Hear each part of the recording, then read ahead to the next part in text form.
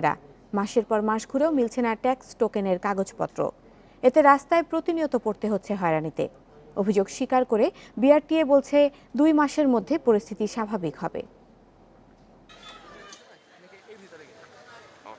যানবাহন নিবন্ধন সহজ ও আধুনিক করতে 2012 সাল থেকে মেশিন রিডেবল ডিজিটাল ব্লুবুক দিচ্ছে বিআরটিএ।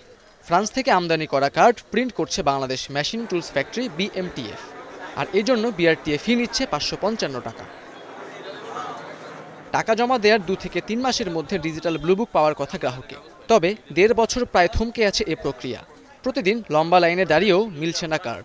একের পর এক নতুন তারিখ দিচ্ছে বিআরটিএ। 5 বার ডেট চেঞ্জ করে দেওয়া হয়েছে, এখন 26/6/19 তারিখে ডেট দেওয়া হয়েছে। এই পর্যন্ত আমি স্মার্ট কার্ড পাইনি।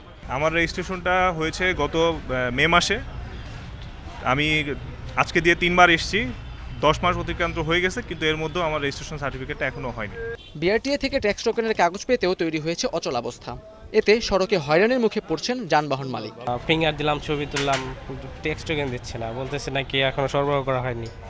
রাস্তাঘাটে আমাদের তো সার্জনে খুব সমস্যা করতেছে, ধরলেই টাকা দিতে হয়, মামলা খেতে হয়। ট্যাক্স টোকেনটা পাইনি, এর জন্য আমাকে একটা সিল দিয়ে দিছে।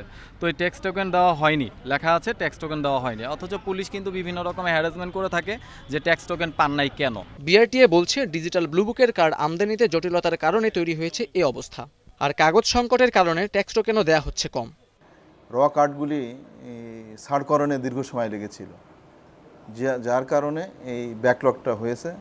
এটা ক্রাশ প্রোগ্রামের মাধ্যমে এটা দ্রুত সম্পাদনের জন্য আমরা তাদেরকে চিঠিও দিয়েছি। এখন সমস্যা নাই, ট্যাক্স টোকেন রেগুলারলি পাবে, সব ধরনের মোটরসাইকেলই গাড়ি সবই পাবে। যানবাহন মালিকেরা যাতে রাস্তায় অযথা হয়রানির শিকার না হন সে ব্যাপারে পুলিশকে আনুষ্ঠানিকভাবে জানাবে BRTA. Khaled Raihan, independent news, Dhaka.